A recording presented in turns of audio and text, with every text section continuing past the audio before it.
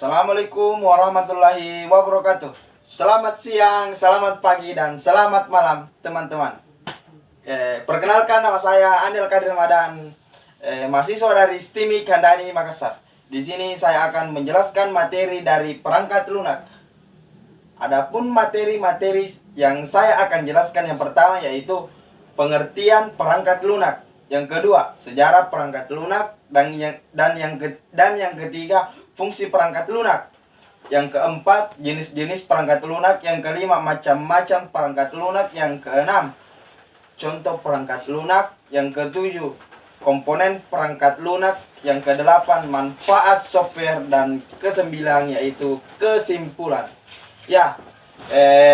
Supaya untuk mempersingkat waktu dan langsung saja kita masuk ke materinya, teman-teman. Pakailah headset, masuk kamar, tidur, dengarkan, pahami baik-baik. Materi pertama yaitu pengertian perangkat lunak.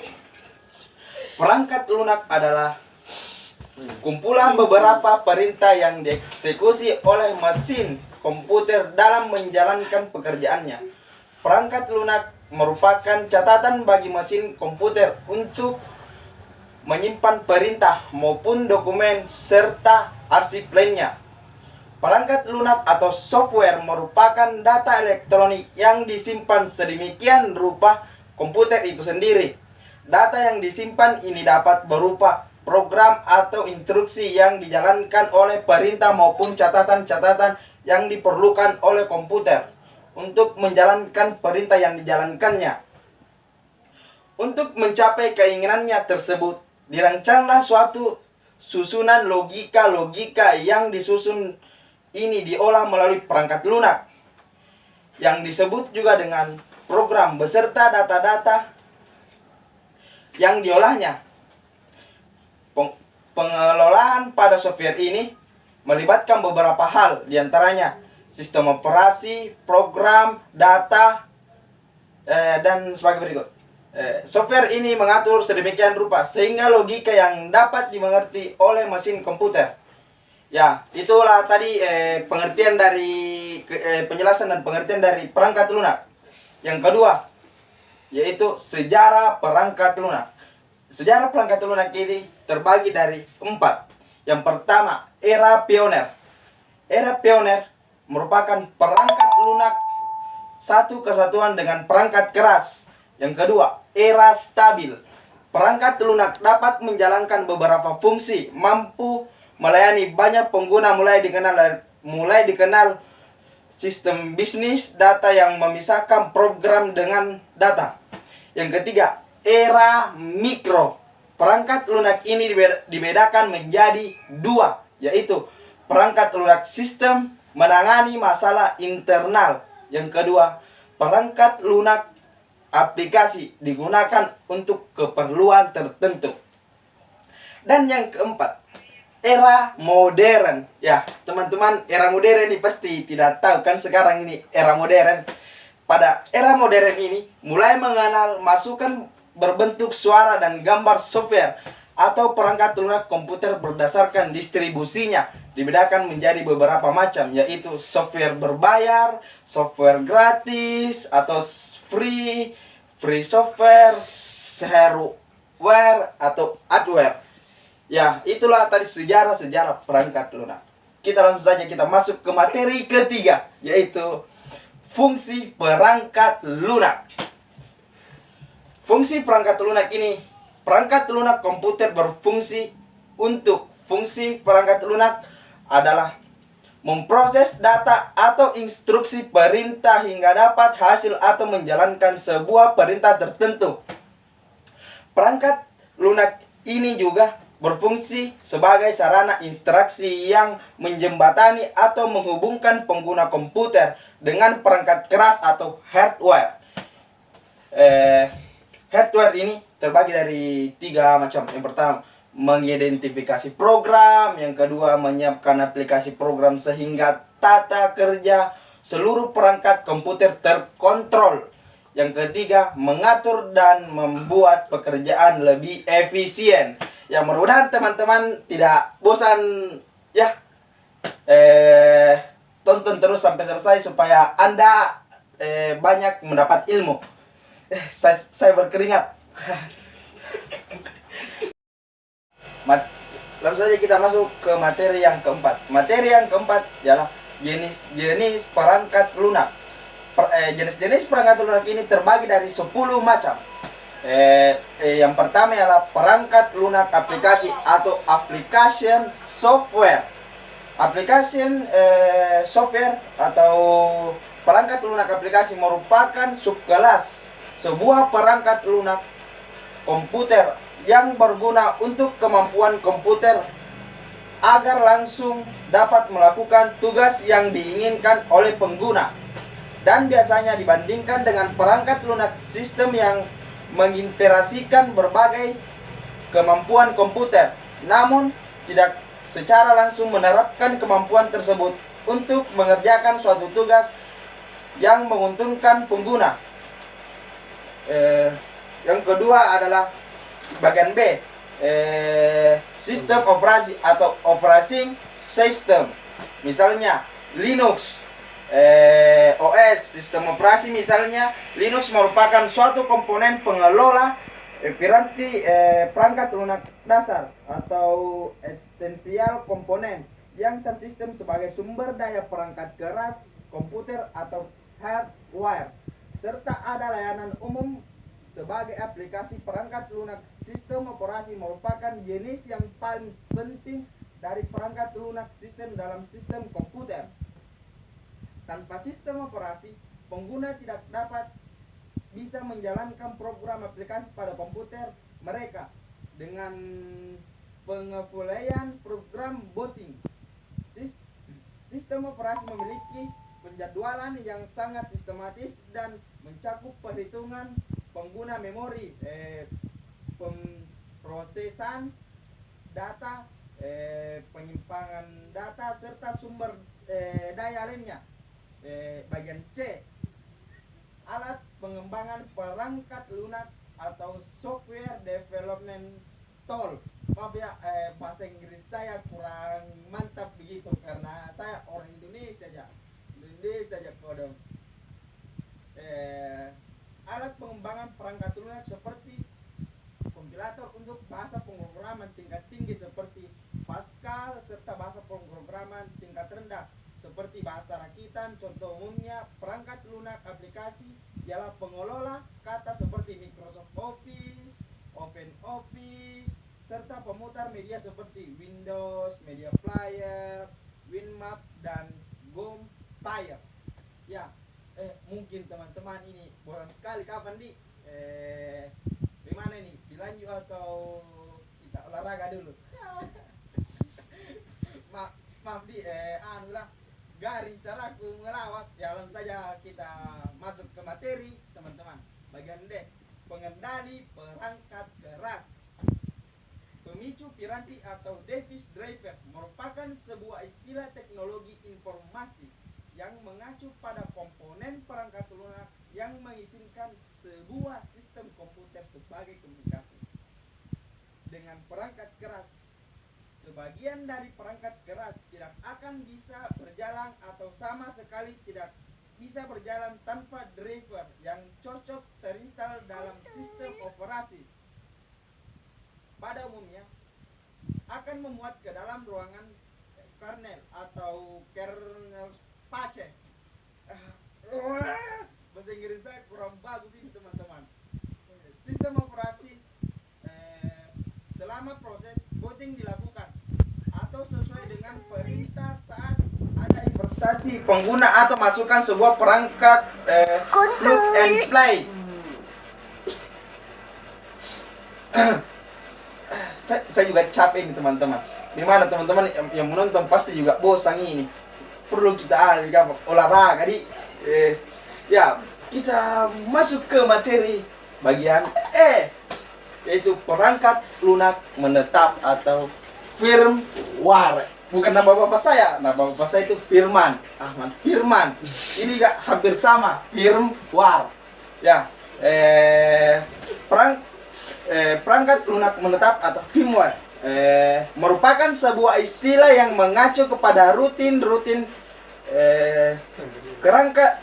perangkat lunak yang disimpan memori hanya baca tidak sama dengan akses acak. MHB tidak akan bisa berubah walaupun tidak terdiri listrik rutin yang bisa menyalakan komputer atau startup, dan instruksi input output dasar seperti BIOS atau sistem operasi disimpan di dalam perangkat tegar. Tegar itu Tegar penyanyi ku yang dulu bukanlah yang sekarang. Bagus suara teman-teman. Samia Kadrina. Ya. Langsung saja kita lanjut materinya. Modifikasi memang bisa dilakukan, namun hal itu tergantung dari jenis ROM. Apa yang dipakai perangkat tegar yang disimpan dalam ROM tidak diubah. Namun perangkat tegar yang disimpan dalam ROM yang bisa diubah seperti EEPROM atau flash ROM masih bisa diubah sesuka hati. Ya, materi selanjutnya bagian F, yaitu perangkat lunak bebas. Bebas sekali nih, seperti pergaulan bebas. Aku dan kamu sangat bebas. Ya, garing sekali tuh. Garing memang. Memang. Ya, perangkat lunak bebas atau free label software dan perangkat lunak sumber terbuka atau open source software. Perangkat lunak bebas atau free software merupakan sebuah istilah yang diciptakan oleh Richard Stallman serta Free Software Foundation yang mengarah pada perangkat lunak yang bebas untuk dipakai, dipelajari, serta diubah dan bisa disalin dengan atau tanpa modifikasi, atau juga beberapa keharusan untuk mematikan, bahwa dalam kebebasan yang sama tetap bisa dinikmati oleh pengguna-pengguna berikut. Bebas di sini memiliki arti dalam menggunakan, mengubah, mempelajari, menjual atau menyalin perangkat lunak. Seseorang tidak harus meminta izin dari siapapun. Contohnya teman-teman, contoh perangkat lunak bebas yang dikenal secara internasional adalah dalam kategori sistem operasi, misalnya GN, Linux, Darwin, BSD, Ubuntu, Debian, dan Open Solaris. Dalam kategori pemutar media, misalnya VLC dan Amarok. Aneh nih bahasa pemrograman ini teman-teman. Langsung saja kita masuk ke materi bagian G, yaitu perangkat lunak gratis. Gratis sekali ini. Seperti saya, pejuang gratis. Perangkat lunak gratis atau freeware. Saya juga capek ini teman-teman. Perangkat lunak gratis merupakan sebuah perangkat lunak komputer berhak cipta gratis dipakai tanpa ada batas waktu, berbeda dari shareware yang memiliki kewajiban untuk pengguna berbayar, contohnya setelah jangka waktu percobaan tertentu atau untuk mendapatkan fungsi tambahan. Para pengembang perangkat gratis yang sering membuat perangkat gratis untuk disumbangkan kepada komunikasi, tetapi juga tetap ingin bertambah dalam hak cipta mereka sebagai pengembangan serta mempunyai kontrol terhadap pengembangan selanjutnya. Terkadang bila para program memutuskan untuk berhenti mengembangkan sebuah produk perangkat gratis, mereka akan memberikan kode sumbernya kepada program lain atau membagikan kode sumber tersebut kepada umum sebagai perangkat lunak bebas. Materi selanjutnya itu bagian H, perangkat lunak uji coba atau trialware. Seperti di Mobile Legends, trial, skin trial, gratisan, tidak bermodal. Perangkat lunak uji coba atau trialware. Perangkat lunak kongsi atau server lebih mengacu pada perangkat lunak bermilik yang disediakan untuk pengguna tanpa membayar secara uji coba. serta sering dibatasi terhadap kombinasi dari fungsi kenyamanan atau ketersediaan. Perangkat lunak kongsi sering ditawarkan sebagai unduhan dari sebuah situs web atau para cakram padat dengan disertai sebuah bacaan seperti majalah atau koran. Alasan dibalik perangkat lunak kongsi ialah memberikan pembeli kesepakatan untuk mencoba memakai program sebelum membeli lisensi atau versi lengkap dari perangkat lunak kongsi itu. Bagian I perangkat lunak perusak. Banyak sekali lagi perusak ini. Ya, perangkat lunak perusak. Perangkat lunak berbahaya atau malware berasal dari lakuran kata malicious serta software, merupakan sebuah perangkat lunak yang dibuat untuk menyusup atau merusak sistem komputer, peladen atau jejaring komputer tanpa izin termaklum dari pemilik. Istilah tersebut merupakan istilah yang bisa dipakai oleh para pakar komputer untuk mengartikan berbagai jenis perangkat lunak atau kode perangkat lunak yang mengganggu. Istilah virus komputer terkadang juga sebagai pemikat, sebagai pencakup semua macam perangkat lunak berbahaya, termasuk juga virus murni atau flu virus.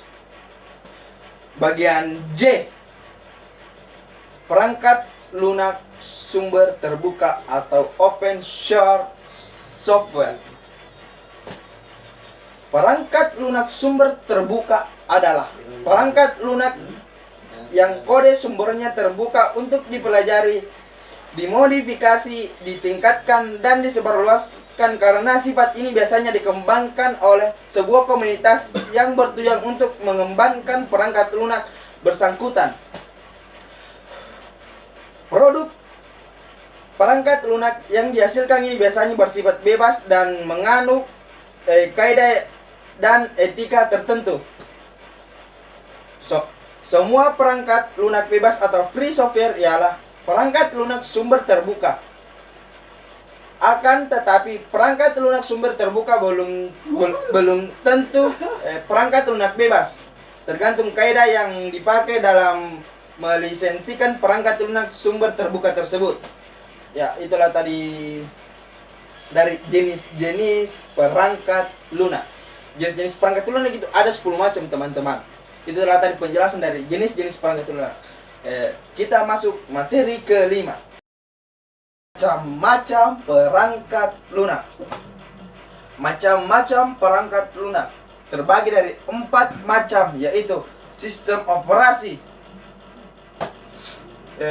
atau operating system. Sistem operasi yaitu program yang berfungsi untuk mengendalikan sistem kerja yang mendasar sehingga mengatur kerja media input, output, tabel, pengkodean memori, penjadwalan, prosesor, dan lain-lain. Sistem operasi perangkat lunak yang mengatur seluruh proses, menerjemahkan masukan, mengatur proses internal, mengelola penggunaan memori, dan memberikan keluaran ke peralatan yang sesuai. Bagian B, program aplikasi atau application program. Program aplikasi adalah perangkat lunak yang dirancang khusus untuk pengguna tertentu. Misalnya program pengelola kata, mengelola lembar kerja, atau program presentasi, desain grafis, dan lain-lain. Bagian C, bahasa pemrograman atau programming language. Perangkat lunak bahasa yaitu program yang digunakan untuk menerjemahkan instruksi yang ditulis dalam bahasa pemrograman ke bahasa mesin dengan aturan atau prosedur tertentu agar diterima oleh komputer. Bahasa pemrograman bertugas mengkonversikan arsitektur dan algoritma yang dirancang manusia ke dalam format yang dijalankan komputer, contohnya basis, COBOL, Pascal, C++, Fortran, dan Python. Ada 3 level bahasa pemrograman, yaitu yang pertama, 3 level ini teman-teman, 3 level 1, level 2, dan level 3. Bagian A, bahasa tingkat rendah atau low level language. Bahasa ini disebut juga dengan bahasa mesin atau assembler, di mana pengkodean bahasanya menggunakan kode angka 0 dan 1. Bagian B, bahasa tingkat tinggi atau high level language. Bahasa ini termasuk dalam bahasa pemrograman yang mudah dipelajari oleh pengguna komputer karena menggunakan bahasa Inggris, contohnya Basis, Coblot, Pascal, dan Fortran. Bahasa generasi keempat atau 4GL. Bahasa programan 4GL, 4 Generation Language, merupakan bahasa yang berorientasi pada objek yang disebut Object Oriented Program, OOP. Contohnya software ini adalah Visual Basic, Delphi, Visual C++. Bagian C, program bantu atau utility. Perangkat lunak merupakan perangkat yang berfungsi sebagai aplikasi pembantu dalam kegiatan yang ada hubungan dengan komputer, misalnya menformat disket, mengcopy data, mengkompres file, dan lain-lain. Contoh software ini diantaranya yang pertama, Norton Utility, Winesight, Norton Ghost, Antivirus, Defragment, dan Scandisk. Materi selanjutnya adalah materi ke-6. Mungkin teman-teman ini sangat bosan sekali kapang. Mungkin kapang sedikit materinya tinggal 3. Contoh perangkat lunak. Contoh perangkat lunak terbagi dari 5 bagian. Yang pertama, systemware. Contohnya itu Linux, Mac, Windows. Perangkat lunak yang digunakan sebagai sistem operasi dalam komputer untuk mengatur sumber daya perangkat keras dan perangkat lunak, serta memberikan informasi kepada user. Yang kedua, software browser. Untuk mencari informasi tertentu dibutuhkan dalam internet. Contohnya Opera Mini, Internet Explorer, Mozilla, Firefox, Chrome, user browser, dan lainnya. Yang ketiga, Microsoft Office. Perangkat lunak yang dibuat dan dirancang khusus untuk menunjang pekerjaan di dalam perkantoran ataupun sekolah. Contohnya Microsoft Word, Excel, PowerPoint, Outlook, WhatsApp. Paling banyak digunakan itu ialah Microsoft Word, Excel, dan PowerPoint. Yang paling sering digunakan itu yang 3. Yang keempat adalah Fine Software. Perangkat lunak yang memiliki fungsi sebagai pengelola gambar atau desain, atau membuat gambar atau pola editing, dan lain-lain. Contohnya CorelDRAW, Adobe Photoshop, Paint.net. Banyak itu aplikasinya untuk edit foto. Contoh desain di baju, topi, dan lain-lain. Yang kelima yaitu software antivirus. Software antivirus ini berperan penting dalam sebuah perangkat lunak atau komputer.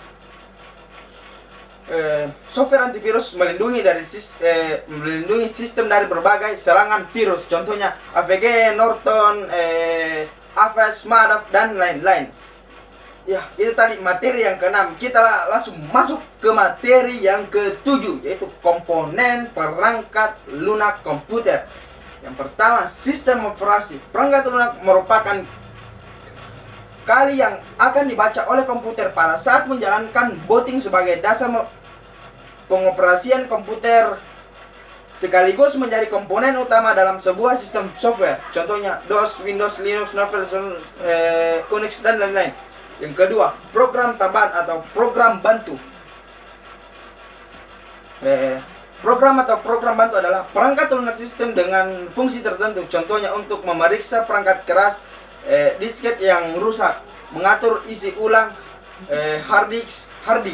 Contohnya Norton Utility. Yang ketiga, bahasa komputer atau bahasa pemrograman. Bahasa yang dipakai Bahasa yang dipakai untuk membuat suatu program komputer disebut bahasa komputer sebab mempunyai kosakata dan tata bahasa yang harus ditaati oleh setiap user agar untuk tidak menimbulkan error. Low level league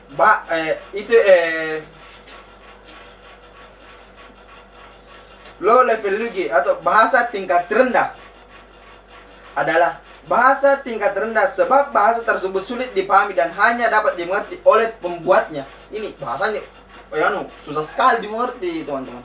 Contohnya itu bahasa mesin. Mengerti bahasa mesin pasti tidak tahu. Yang dia kayaknya tahu. Contoh kita ada bayi, pasti kita mengerti, orang lain tidak tahu. Kan kita bikin. Contohnya bahasa mesin dan assembly language. Level language atau bahasa tingkat tinggi adalah bahasa tingkat tinggi sebab mengenakan kosakata yang mudah untuk dimengerti oleh user lain. Contohnya COBOL, Pascal, Database, Visual Basic, C++, Proton dan lain-lain. Ini gampang dimengerti itu, teman-teman. Pasti belajar ke 1 minggu itu dimengerti bahasa pemrogramannya itu. Apalagi Pascal, dasar sekali itu Pascal, teman-teman. Yang keempat ialah program aplikasi. Program aplikasi adalah perangkat lunak siap pakai yang nantinya akan dipakai untuk membantu melaksanakan suatu pekerjaan oleh user aplikasi. Ini adalah sebab dibutuhkan oleh user. Adapun jenis dari program aplikasi diantaranya adalah sebagai berikut. Jenis-jenis program aplikasi dapat dibedakan menjadi banyak bagian. Yang pertama itu word processing, suatu program yang digunakan untuk menyunting sebuah naskah. Contohnya Microsoft Word, WordStar, WordPad, Keyword, IBWord, Notepad. Bagian B itu program spreadsheet, suatu program yang dipakai dalam mengelola data secara berkolom. Contohnya Microsoft Excel, Lotus 123, Lotus Improv, Symfony. Bagian C itu program aplikasi pengelola presentasi, suatu program aplikasi yang dipakai untuk membuat rancangan presentasi berupa slide yang digunakan untuk mempresentasikan suatu dalam suatu pertemuan. Contohnya Microsoft PowerPoint, OpenOffice, Impress, Word, Keynote. Bagian D itu program aplikasi multimedia, software yang dipakai untuk menghubungkan komputer dengan peralatan multimedia seperti audio ataupun video atau juga gambar. Contohnya Windows Media Player, WineMap, DVD Player, GOM. Bagian E, program aplikasi desain grafis, suatu program yang berfungsi untuk membuat atau merancang bangunan sebuah benda berbentuk ruangan, gedung, peta, kota, dan masih banyak lagi. Contohnya Photoshop, Paint, Corel Draw, Picasa, dan lain-lain. Bagian F itu antivirus, suatu program yang berfungsi untuk mengidentifikasi sekaligus menghilangkan virus yang ada atau tertular di dalam komputer yang sedang dipakai. Contohnya Avast, Aviras, Madap, Norton Antivirus, AVG Free, dan masih banyak lagi, banyak sekali. Bagian materi kita di sini masuk ke materi 8, itu materi terakhir, teman-teman. Mudah-mudahan teman-teman masih menonton sampai saat ini, teman-teman, karena ilmu itu sangat susah didapat, teman-teman. Jadi ilmu itu tidak rugi untuk dipelajari, teman-teman. Ilmu itu sangat mahal, teman-teman. Yang ke-8, manfaatnya nih software, teman-teman. Manfaat software, tidak sedikit orang ataupun perusahaan yang memanfaatkan perkembangan software sebagai mata pencarian atau sumber pendapatan. Software yang bersifat komersial dibedakan menjadi 3 dari segi kebutuhan, diantaranya adalah sebagai berikut. Bagian A yaitu software sebagai produk. Software sebagai produk atau perangkat lunak yang bertujuan untuk pembuatan dijual kepada masyarakat atau perusahaan yang membutuhkan. Contohnya sistem kasir, sistem pos, sistem keuangan, aplikasi perpustakaan, dan kalkulator. Bagian B itu software sebagai bisnis. Pasti nih teman-teman banyak nih pakai alat-alat elektronik, contohnya handphone itu berbisnis tuh. Software sebagai bisnis. Software yang dimanfaatkan untuk memberikan penghasilan secara terus-menerus melalui jalur bisnis. Dibuat dengan menekankan pendekatan kepada rakyat agar dapat memberikan layanan atau jasa yang bisa dimanfaatkan oleh pihak lain dengan membayar lisensi atau sewa. Bagian C, software sebagai proyek. Proyek besar ini teman-teman, proyek besar. Ini gitu loh teman-teman. Capek juga nih teman-teman. Software sebagai proyek. Software yang digunakan, software yang digarap oleh seseorang individu atau perusahaan untuk dijadikan sebagai proyek guna mendapatkan penghasilan. Proyek ini ada hanya pada terdapat pemerintah dari pembeli, dan ketika software berhasil dibuat, software otomatis menjadi milik si pembeli. Ya,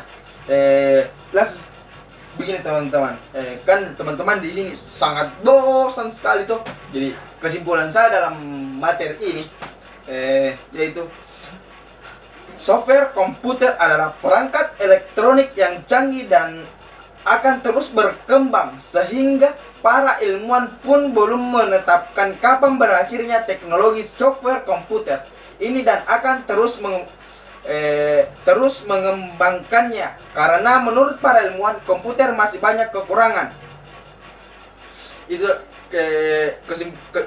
kesimpulan gitu teman-teman, menurut gitu. Tapi di sini saya juga akan memberikan saran saya, itu tidak bisa diingkari bahwa dewasa ini perkembangan teknologi software komputer semakin pesat. Oleh karena itu, mudah-mudahan dengan semakin berkembangnya teknologi software komputer bisa membawa kemajuan iptek bagi bangsa ini, khususnya bangsa Indonesia merdeka. Ya. Saya sangat capek ini teman-teman. Itulah tadi penjelasan materi perangkat lunak dari saya teman-teman. Mudah-mudahan teman-teman mengerti dalam penjelasan saya. Mungkin waktu saya menjelaskan banyak sekali kekurangan teman-teman. Mohon maaf kekurangannya teman-teman. Sekian, assalamualaikum warahmatullahi wabarakatuh. Jangan lupa subscribe, comment, and share, karena ilmu itu sangat penting. Bagikan kepada teman-teman Anda supaya dia ingin mempelajari perangkat lunak, pemrograman.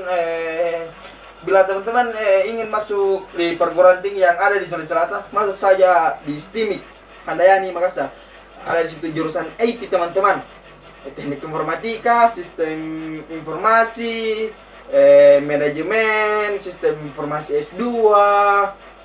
Di situ teman-teman kampus khusus teman-teman komputer. Tepatnya itu di Makassar, itu di jalan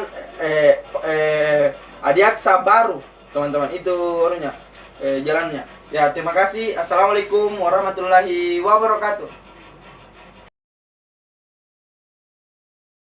Hai, siapa ya? Sama kok, aku juga.